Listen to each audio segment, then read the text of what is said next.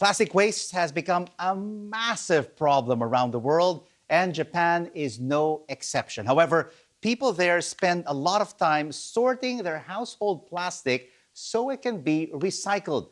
But what actually happens to it when it leaves their homes? Rupert Wingfield Hayes has been finding out.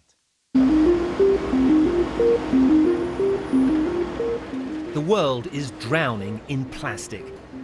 Here in Japan, they say recycling is the answer. But is that true?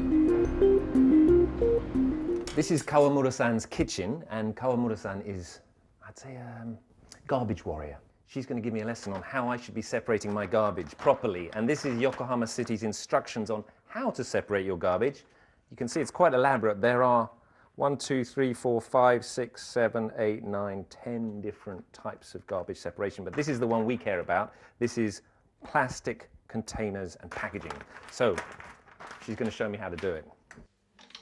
It is an arduous task to clean and separate every piece. But the result is that 84% of Japan's household plastics end up in a recycling bin. So what happens to it next?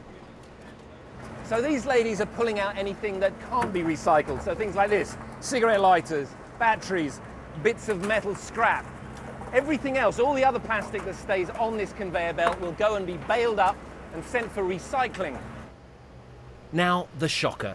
70% of this material will be exported. Last year, 1 million tons of Japanese plastic went to China.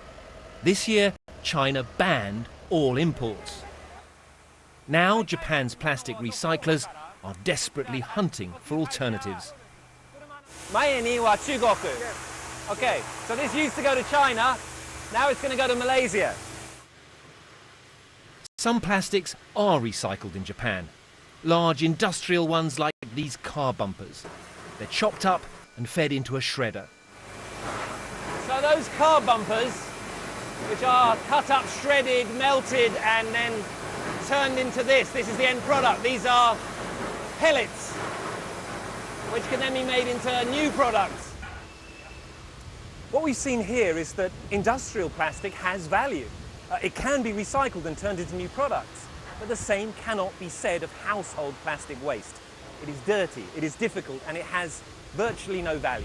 That's why it was being shipped wholesale to China, and that's why it now ends up either being landfilled or burned, and of course it is why so much of it ends up in the ocean. But Wingfield